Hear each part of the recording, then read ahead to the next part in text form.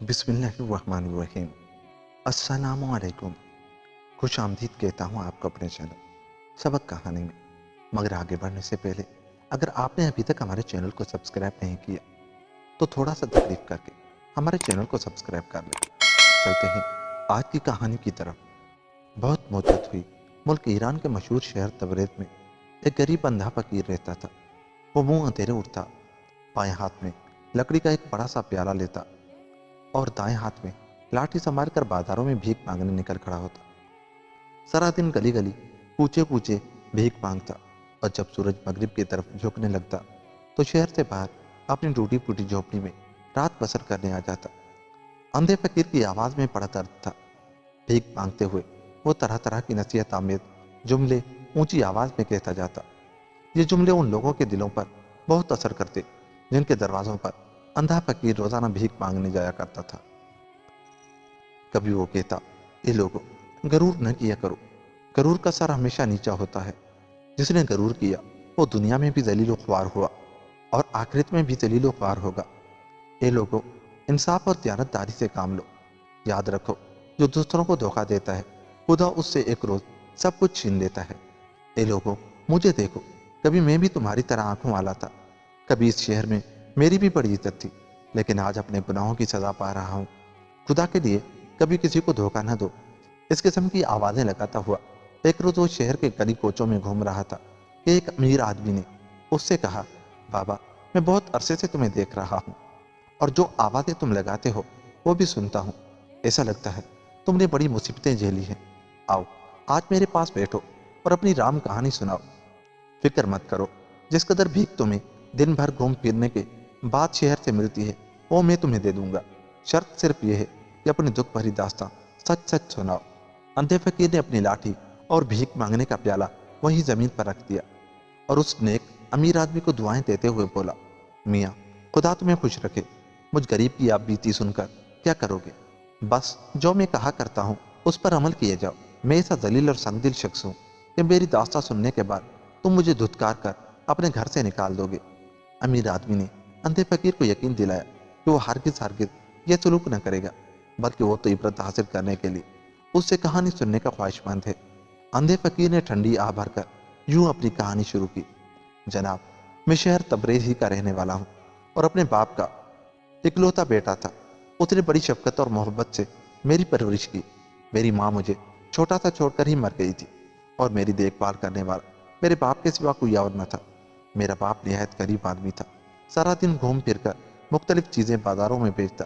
वो अपने काम में बड़ा मेहनती और दयानतदार था, इसलिए खुदा ने उसके कारोबार में बरकत दी। आहिस्ता आहिस्ता उसके पास खासी दौलत जमा हो गई और उसने शहर के एक बारौनक बाजार में दुकान खरीद ली। कुछ अरसे बाद उसने जवाहरात की खरीदो फरोख्त का कारोबार शुरू किया। शहर में मेरे बाप की बड़ी साख थी। दूसरे ताजिर और जोहरी उसे जुबानी वादे पर हजारों लाखों के जवाहर दे दिया करते थे और सारे शहर में बल्कि तमाम मुल्क में मेरे बाप की ईमानदारी और शराफत की धूम थी। हर शख्स उसकी इज्जत करता था। रिफ्ता रिफ्ता मेरा बाप अपनी इन्हीं खूबियों के बायस मुल्क का सबसे दौलतमंद जौहरी बन गया। मुझे उसने बराबर अपने साथ कारोबार में शामिल रखा और तिजारत की ऊंच नीच अच्छी तरह समझाई। वो कहा करता था कि बेटा, ये सब मालो दौलत और कारोबार मेरे बाद तुम्हारा है और तुम ही इसे संभालोगे, लेकिन याद रखो, दियानत, मेहनत, साख कारोबार की जान है। जब तक तुम इन बातों पर अमल करते रहोगे तुम्हें कोई तकलीफ नहीं होगी। और खुदा ना करे अगर तुमने तिजारत में बेईमानी, फरेब और धोखे से काम लिया और लोगों से झूठे वादे करके माल खरीद करना शुरू किया और उन्हें रकम अदा न की, तो समझ लो कि एक दिन न सिर्फ ये तमाम दौलत तुम्हारे हाथ से जाती रहेगी, बल्कि तुम खुदा और उसकी मखलूक के सामने भी जलील होगे। लिहाजा ये तय कर लो कि कैसे ही हालात पेश क्यों ना आए, ईमानदारी और दयानत को हाथ से न जाने देना। मैं अपने बाप की ये कीमती बातें और उम्दा उम्दा नसीहतें दिन रात सुनता और उन पर अमल करने का वादा करता। कुछ अर्सा बाद मेरा बाप दूसरे ताजरों के साथ मोती खरीदने के इरादे से बहरीन के सफ़र पर रवाना हुआ। उसे इस कारोबार में बड़ा नफा हुआ, मगर चंद दिन के अंदर अंदर वो बीमार हो गया और मर गया। बाप के मरते ही दुनिया मेरी आंखों में अंधेर हो गई। ऐसा लगा कि इस गम से अपने होश आवाज को बैठूंगा। किसी बात और किसी काम में जी न लगता था। हर वक्त बाप की सूरत निगाहों के सामने रहती। एक कोने में मुंह छुपाए आंसू बहाता रहता। आहिस्ता आहिस्ता ये हालत दूर होनी शुरू हुई। میں نے کاروبار کی طرف دھیان دیا۔ دوسرے تاجروں نے بھی میرا حوصلہ بڑھایا اور ہر قسم کے مشورے اور مدد کا وعدہ کیا۔ غرض میں دکان پر بیٹھنے لگا اور تمام بندے گاہک جو میرے باپ کی زندگی میں جواہرات خریدنے کے لیے دکان پر آتے تھے اب بھی آنے لگے۔ کچھ عرصے تک تو میں اپنے باپ کی وصیت کے مطابق ایمانداری سے کاروبار چلاتا رہا، مگر پھر ایسا ہوا کہ زیادہ سے زیادہ دولت کمانے کی دھن میرے سر پر سوار ہو گئی۔ میں چاہتا تھا کہ دکان میں جتنی تجوریاں رکھی ہیں ان سب میں سونے کی اشرفیاں اور ہیرے جواہرات ہوں، اور وہ نیچے سے اوپر تک سونے اور چاندی سے بھری ہوئی ہوں، اور میں انہیں دیکھ دیکھ کر خوش ہوتا رہوں۔ دولت کمانے کی یہ ہوس روز بروز بڑھتی ہی گئی، یہاں تک کہ میں اپنے باپ کی تمام نصیحتیں بھول گیا اور کاروبار میں بے ایمانی سے کام لینے لگا۔ میں نے محسوس کیا کہ گاہکوں کو دھوکہ اور فریب دے کر میں زیادہ دولت کما سکتا ہوں۔ کبھی کبھی میرا دل ملامت بھی کرتا کہ مجھے یہ حرکت نہیں کرنی چاہیے، لیکن جو دولت کے خزانے میرے پاس جمع ہوتے گئے دل نے لعنت ملامت کرنی بھی چھوڑ دی۔ اب میں بے دھڑکے سے لوگوں کو لوٹ لوٹ کر اپنی تجوریاں بھرنے لگا۔ ایک روز میں اپنی دکان کھول کر بیٹھا ہی تھا کہ ایک شخص آیا۔ اس کا لباس بوسیدہ اور پھٹا ہوا تھا، چہرے پر رنج اور غم کے آثار تھے۔ اس نے آتے ہی مجھے سلام کیا اور دعائیں دینے لگا۔ میں سمجھا کوئی بھیک منگا ہے، صبح صبح بھیک مانگے گا۔ صبح صبح بھیک منگے کو دیکھ کر میرے تن بدن میں آگ لگ گئی اور میں نے اسے دھتکار کر بھگانا چاہا، لیکن اس نے آنکھوں میں آنسو بھر کر کہا، جناب میں فقیر یا بھکاری نہیں ہوں، کبھی میرا شمار بھی اپنے شہر کے کھاتے پیتے لوگوں میں تھا، لیکن بدقسمتی سے حالات ایسے خراب ہوئے کہ فاقوں تک نوبت آ پہنچی۔ اب مجبور ہو کر میں اپنی بچی کچی دولت کا آخری حصہ لے کر بازار میں آیا ہوں۔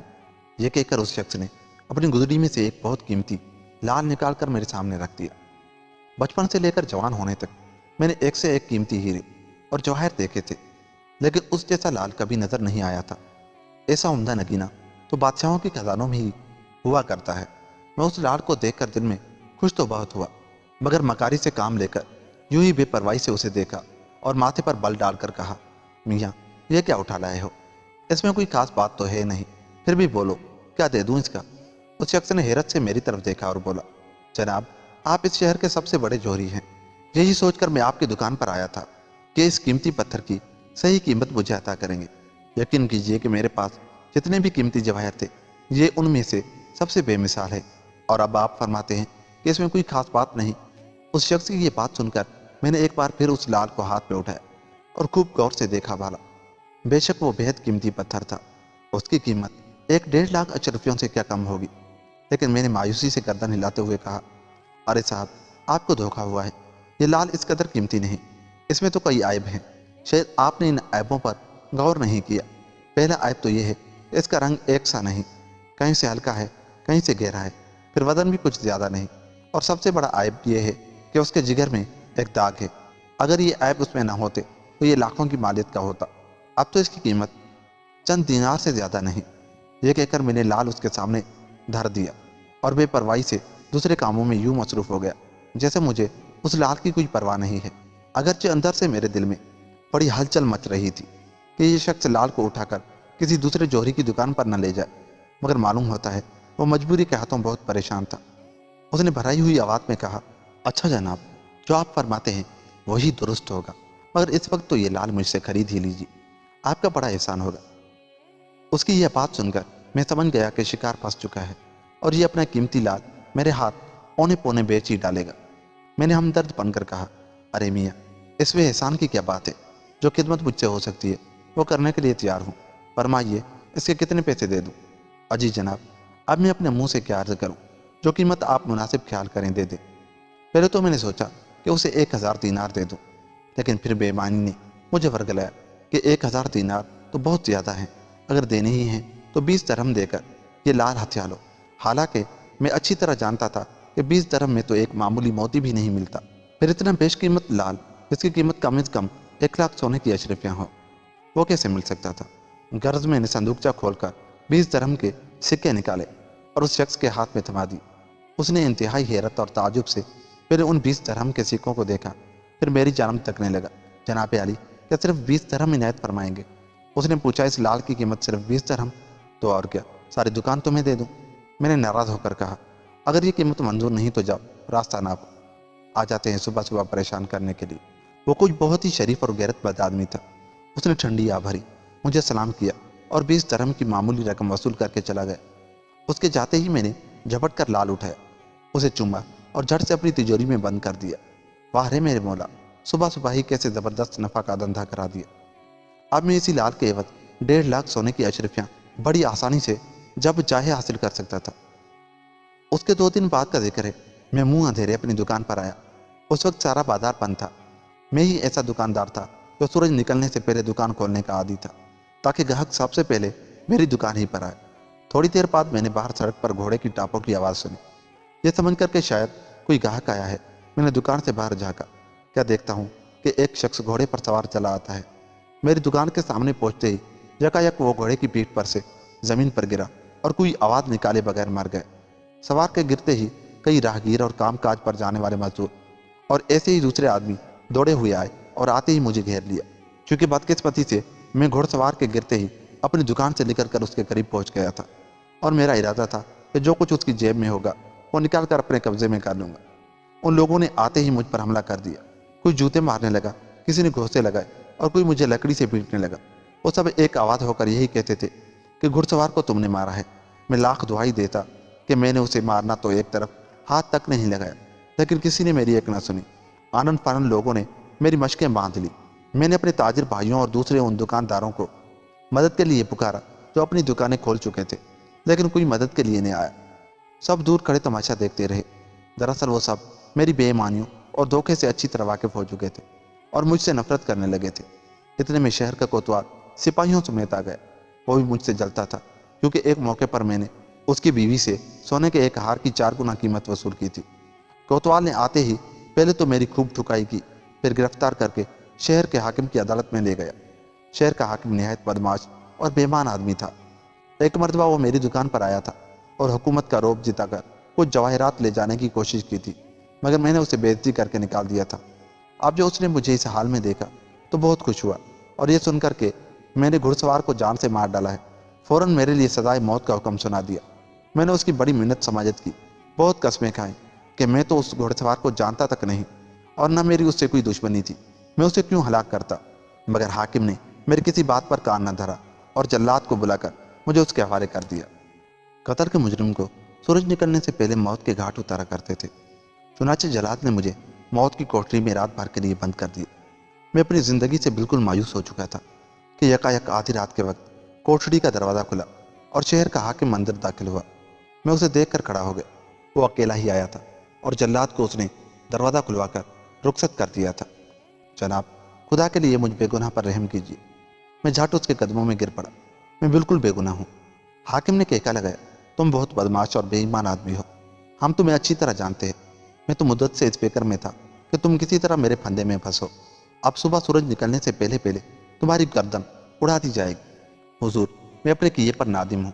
एक रोज़ आप मेरी दुकान पर तशरीफ़ लाए थे और मैं आपसे गुस्ताखी के साथ पेश आया था। उसकी माफ़ी चाहता हूँ। तेरी माफ़ी से काम नहीं चलेगा बेवकूफ़ जोहरी, हाकिम ने मुझे धमकाते हुए कहा। हमने सुना है तूने बड़ी दौलत जमा कर ली है, कुछ उसमें हमारा भी हिस्सा है या नहीं। अब मैं उस कमीने का मतलब समझा। वो मुझसे जान बख्शी की रिश्वत मांग रहा था। मैंने कामती हुई आवाज़ में कहा, मेरी दौलत आप ही की है, जनाब जो हुक्म करें वो पेश कर दूँ। ठीक है, वो हंसकर बोला, आप बाई सीधी राह पर। उसी वक्त मुंह पर कपड़ा लपेट कर हमारे एक आदमी के साथ अपनी दुकान पर जाओ और 1 लाख अशरफियों के जवाहर थैली में बंद करके उसके हवाले करो। फिर सुबह दोबारा हमारी अदालत में पेश होना। रहम की एक दरख्वास्त तुम्हारी जानिब से अदालत में दी जाएगी। हमने चंद गवाहों का इंतज़ाम किया है जो ये गवाही देंगे कि तुमने उस घोड़सवार को हलाक नहीं किया। उसके बाद हम तुम्हारी रिहाई का हुक्म दे देंगे। और यूं उस मौजी हाकिम को 1 लाख अशरफियों के हीरे जवाहर रिश्वत में देकर मैंने अपनी जान बचाई। इस वाक़े के बाद होना तो ये चाहिए था कि मैं नसीहत पकड़ता और आइंदा के लिए धोखे, फरेब और बेईमानी से तौबा कर लेता, लेकिन हुआ ये कि पहले से भी ज़्यादा दौलत कमाने का लालच भूत बनकर मुझ पर सवार हो गए। शहर के हाकिम को 1 लाख अशरफियों के जवाहर मैंने दिए थे। इस नुकसान को जल्द से जल्द पूरा करने की धुन लगी हुई थी। मैंने तय कर लिया कि जब तक इतनी रकम नहीं कमा लूँगा, ईमानदारी को अपने करीब न भटकने दूंगा। एक दिन का जिक्र है कि मैं अपनी दुकान पर बैठा था कि 2 औरतें जरक बरक लिबास पहने दुकान के सामने आ खड़ी हुई। एक औरत की गोद में छोटा सा बच्चा था जिसे उसने कपड़ा उड़ा रखा था। दूसरी औरत के हाथ में एक खूबसूरत तिनकों की बनी हुई टोकरी थी। वो दोनों आपस में बातें करने लगी। उनकी आवाज़ मेरे कानों तक आसानी से पहुंच रही थी। बच्चे वाली औरत ने अपनी कमीज की जेब में हाथ डाला और बहुत सी सोने की अशरफियाँ निकाल कर दूसरी औरत को देते हुए बोली, ये अशरफियाँ ले जाओ और हाजी जलाल जौहरी की दुकान पर जाकर उसे दे दो। कहना कि खानम ने ये अशरफियाँ भेजी है। कल तुम जो उसके हाथ से चंद अंगूठियाँ और हार वगैरह लेकर आए थे ना, ये उन चीज़ों की आधी कीमत है। हाजी जलाल से कहना कि बाकी रकम कल ज़रूर पहुँच जाएगी। अब जिन जिन जेवरों की हमें ज़रूरत है हाजी से कहना कि जल्द तैयार कर दे, क्योंकि शादी में अब 10 ही दिन बाकी रह गए हैं। मैं यही रुक कर तुम्हारा इंतज़ार कर रही हूँ।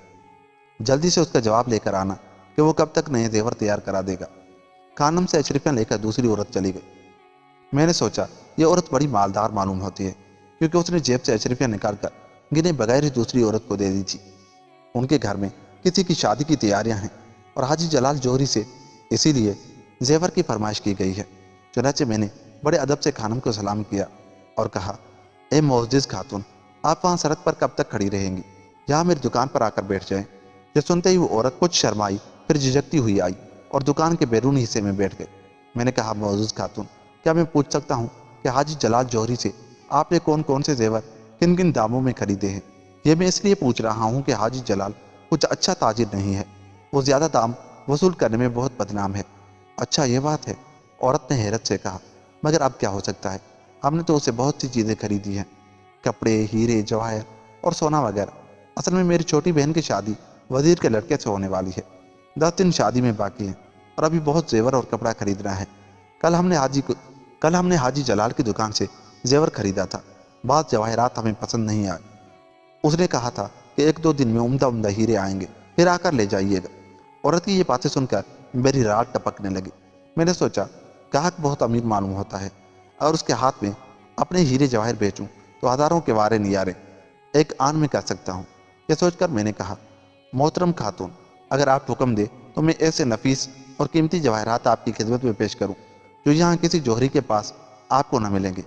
कीमत की आप फिक्र न कीजिए, जिस कदर मुमकिन हो सका कीमत में रियायत कर दूंगा। ये सुनते ही उस औरत ने खुश होकर कहा, हाँ हाँ ज़रूर दिखाइए, अगर हमें पसंद आए तो खरीद लूँगी, लेकिन शर्त यह है कि खरीदने से पहले ये जौहर अपने मकान पर भेजूंगी, ताकि मेरी बहन भी पसंद कर ले, जिसकी शादी होने वाली है। खुदा करे उसे आपकी दिखाए हुए हीरे जवाहरात पसंद आ जाए, फिर तो हम मुँह मांगी कीमत पर भी खरीद लेंगे। खानम की ये बात सुनकर मारे लालच के मेरे मुंह में पानी भर आया। मैंने कहा, मोहतरम खातून, जो हीरे और जेवर मैं आपको दिखाऊंगा वो सब के सब लाजवाब और पेश कीमत है। जैसा कि मैंने कहा, पूरे बाजार में किसी और जौहरी के पास इतना उम्दा और नफीस माल ना होगा। हम ऐसी चीज़ें आप ही जैसे कदरदानों के लिए संभाल संभाल कर रखते हैं और हर आने वाले ग्राहक को दिखाते भी नहीं। अभी मैं ये चिकनी चपड़ी बातें कर ही रहा था कि दूसरी औरत वापस आ गई। उसने एक खूबसूरत मोतियों का हार निकालकर खानम को देते हुए कहा, हाजी जलाल ने यह हार तैयार करके दे दिया है और वो सलाम अर्ज करके कहता है कि इंशाअल्लाह बाकी जेवर कल परसों तक ज़रूर तैयार हो जाएंगे। उसने ये भी कहा है कि कीमत की उसे इतनी जल्दी नहीं है, जब जी चाहे रकम भिजवा दीजिएगा। खानम ने बेपरवाही से दूसरी औरत की ये बात सुनी और हार को उलट पलट कर देखते हुए बोली, ओहो, यह भी कोई हार है? मुझे यकीन है कि दुल्हन उसे कभी पसंद नहीं करेगी। जी तो चाहता है उसे अभी हाजी साहब के पास वापस भिजवा दूंगा, मगर ये ख्याल करके रख लेती हूँ कि उनसे हमारा पुराना लेन देन है। अच्छा कहे, अब आप मेहरबानी फरमाकर वो जवाहर दिखाइए जिनका जिक्र आपने मुझसे किया है। अभी लीजिए, अभी लीजिए, मैंने जल्दी से कहा और तिजोरी खोलकर हाथी दांत का बना हुआ एक हसीन डिब्बा निकाला और उस डिब्बे के अंदर ही वो नातिर हीरे रखे हुए थे। उन्हीं में वो लाल भी था जो मैंने एक मुसीबत ज़दा से सिर्फ 20 दरहम में हथिया लिया था। दोनों औरतें हैरत, दिलचस्पी और खुशी से हीरे देखती रहीं। हर हीरे की कीमत पूछती जाती थी। मैं भला कहाँ चूकने वाला था। मैंने भी खूब बढ़ चढ़ कर कीमतें बताई। उस लाल की तरफ इशारा करते हुए खानम ने कहा, कितना खूबसूरत पत्थर है, कैसी चमक दमक है भाई, यह तो बहुत कीमती मालूम होता है। क्यों जनाब, क्या कीमत होगी इसकी? मोहतरम खातून, ऐसा पत्थर दुनिया में कहीं ना मिलेगा, खास शहनशाह तुर्की के खजाने का है। वहाँ से एक शहजादा न जाने कैसे उड़ा लाया और मेरे हाथ बेच गया। बस उसकी कीमत न पूछिए, उसे ले जाइए, फिर भी कुछ तो बताइए ना। उसने इसरार किया, सिर्फ 2 लाख रुपया। मैंने आस्था से कहा, मेरा ख्याल था कि इतनी बड़ी कीमत सुनकर वो मायूस हो जाएगी, लेकिन उसने खुश होकर कहा, सिर्फ 2 लाख रुपया, हमें ये कीमत मंजूर है जनाब। इन दामों तो ये लाल बेहद सस्ता है। किस्सा मुख्तसर, उस खातून ने लाल के साथ साथ कई दूसरे जवाहरात और मोती भी पसंद की। मैंने उसके पसंद किए हुए जवाहर उसी हाथी दांत के डिब्बे में एहतियात से रख लिए। उसके बाद खानम ने मुझसे कागज़ और कलम मांगा। मैंने दोनों चीज़ें पेश की। اس نے کاغذ پر کچھ لکھ کر وہ پرچہ جواہر کے ڈبے سمیت اپنی ساتھی عورت کو دیا اور کہنے لگی، اب تم جلدی سے جواہر گھر لے جا کر بہن کو دکھا لاؤ، مجھے اندیشہ ہے کہ ان میں سے کئی موتی اور ہیرے وہ ناپسند کر کے واپس بھیج دے گی، لیکن یہ لال اسے ضرور پسند آ جائے گا، جب تک تم واپس آؤ میں یہی دکان پر بیٹھتی ہوں۔ یہ کہہ کر مجھ سے بولی، جناب اگر آپ کو بھروسہ نہ ہو تو اپنا کوئی آدمی اس عورت کے ساتھ ہمارے مکان پر بھیج سکتے ہیں۔ جی نہیں محترم خاتون، میں نے جلدی سے کہا، یہ آپ کیا فرماتی ہیں؟ آپ پر مجھے اعتماد ہی اعتماد ہے، نہایت اطمینان سے یہ جواہر اپنے گھر پسند کروانے کے لیے بھجوا دیجیے۔ غرض دوسری عورت جواہر کا ڈبہ لے کر چلی گئی اور خانم میری دکان پر بیٹھی رہی۔ میں اپنے کام میں مصروف ہو گیا۔ یکایک دو راہگیروں میں میری دکان کے عین سامنے کسی بات پر تکرار ہوئی۔ پہلے تو وہ ایک دوسرے کو گالیاں دیتے رہے، پھر ہاتھا پائی شروع ہوئی۔ اس کے بعد انہوں نے تلواریں نکال لی۔ دیکھتے دیکھتے تماشائیوں کا ایک ہجوم میری دکان کے آگے جمع ہو گیا۔ گل گپاڑے سے کان پر یہ آواز سنائی نہ دیتی تھی۔ اتنے میں کوتوال سپاہیوں کے ساتھ نمودار ہوا۔ اس نے آتے ہی دونوں لڑنے والوں کو گرفتار کر لیا اور حاکم کی عدالت میں لے چلا۔ جاتے جاتے ارد گرد کے چند دکانداروں کو بھی گواہی دینے کے لیے اپنے ساتھ چلنے کا حکم دیا۔ یہ جھگڑا عین میری دکان کے سامنے ہوا تھا، اس لیے کوتوال نے زبردستی مجھے بھی گواہی کے لیے دوسرے لوگوں میں شامل کر لیا۔ جب میں نے جانے سے انکار کیا تو اس نے میرے ہاتھوں میں ہتھکڑیاں ڈال دی اور گھسیٹتے ہوئے لے جانے لگا۔ یہ دیکھ کر خاتون نے، جو اس وقت تک اطمینان سے اپنے بچے سمیت دکان ہی میں بیٹھی تھی، مجھ سے کہا، جناب آپ حاکم کی عدالت میں جا کر گواہی دے آئیں، میں یہی بیٹھی ہوں۔ چلتے چلتے میں نے پڑوس کی ایک دکان پر بیٹھنے والے کسائی سے کہا کہ وہ عورت جو میری دکان پر بیٹھی ہے ذرا اس پر نگاہ رکھنا۔ کسائی کو کچھ خبر نہ تھی کہ معاملہ کیا ہے، وہ عورت دکان پر کس لیے بیٹھی ہے۔ اس نے سوچا شاید اس لیے دکان کی نگرانی کو کہتا ہے کہ وہ عورت کوئی چیز نہ اٹھا لے جائے۔ اس نے مجھ سے کہہ دیا کہ وہ عورت پر نگاہ رکھے گا۔ حاکم کی عدالت میں گواہی دے کر جب میں واپس اپنی دکان پر آیا تو دور ہی سے دیکھ کر دل دھک دھک کرنے لگا کہ وہ خاتون دکان پر نہیں ہے، البتہ اس کا ننھا سا بچہ ایک کمبل میں لپٹا ہوا گہری نیند سو رہا تھا۔ میں نے کسائی سے پوچھا کہ وہ عورت کہاں گئی۔ اس نے کہا، تمہارے جانے کے بعد وہ میرے پاس آئی اور کہنے لگی کہ میں تھوڑی دیر کے لیے حاجی جلال جوہری کی دکان پر ایک کام سے جا رہی ہوں، اپنا بچہ یہی چھوڑ دیتی ہوں، تم مہربانی کر کے اس کا دھیان رکھنا۔ یہ کہہ کر وہ چلی گئی۔ اسے گئے ہوئے کتنی دیر ہوئی؟ میں نے پوچھا۔ بہت دیر ہو گئی، کسائی نے جواب دیا۔ میں نے دکان میں جا کر کمبل میں لپٹے ہوئے بچوں کو دیکھا تو پیروں تلے زمین نکل گئی۔ وہ چینی میٹی کا بنا ہوا کھلونا تھا۔ میں نے اسی وقت دہائی مچا دی کہ دوڑو بھاگو، میں لٹ گیا، برباد ہو گیا، لیکن اس فریاد کا کوئی نتیجہ نہ نکلا۔ وہ فریبی عورتیں نہ جانے کہاں غائب ہو گئی تھیں۔ میں نے کسائی کو غصے میں گالیاں دی اور کہا کہ جب میں کہہ گیا تھا کہ عورت پر نگاہ رکھنا تو تم نے اسے جانے کیوں دیا؟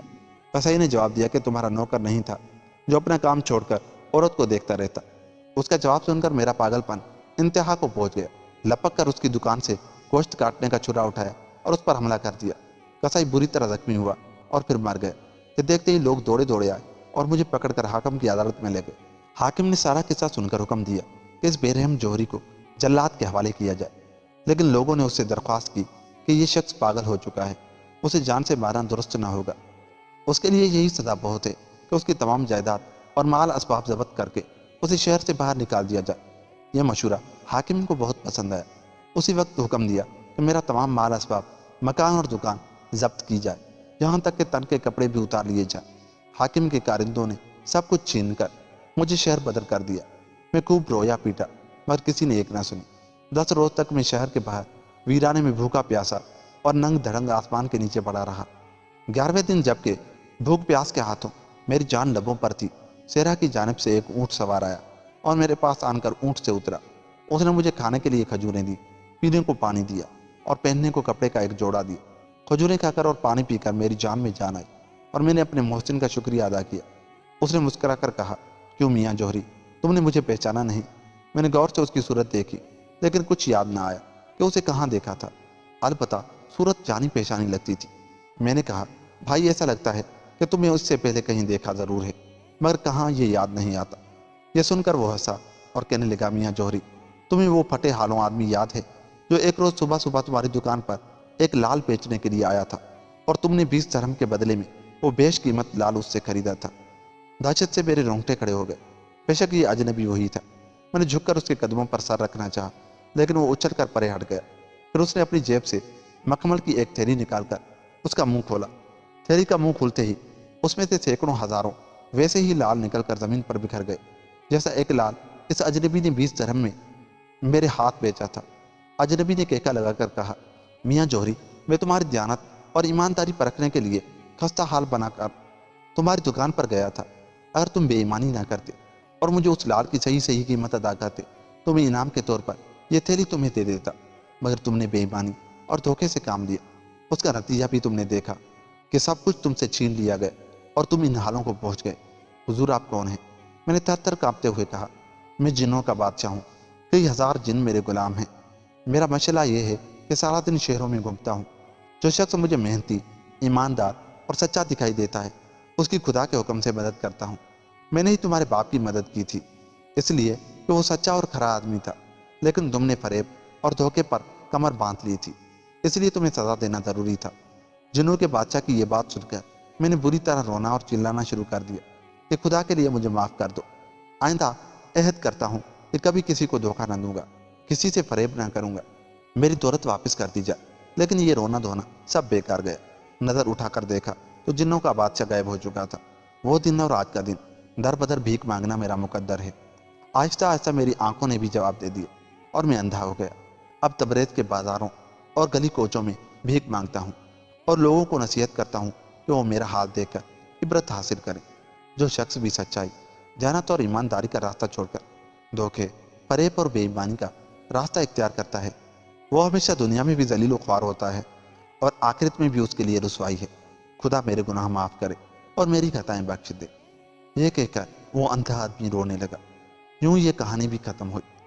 دوستوں، دیکھا کہ بے ایمانی کی وجہ سے کیسے ایک امیر و کبیر آدمی بھی مفلس اور اس حال کو پہنچ گیا کہ در در سے بھیک مانگنے اور در در کی ٹھوکریں کھانے لگا اور آنکھوں سے بالکل اندھا ہو گیا۔ دوستوں، ہمیشہ رب سے حلال کی روزی طلب کیا کریں اور حلال کی روزی میں برکت ہے۔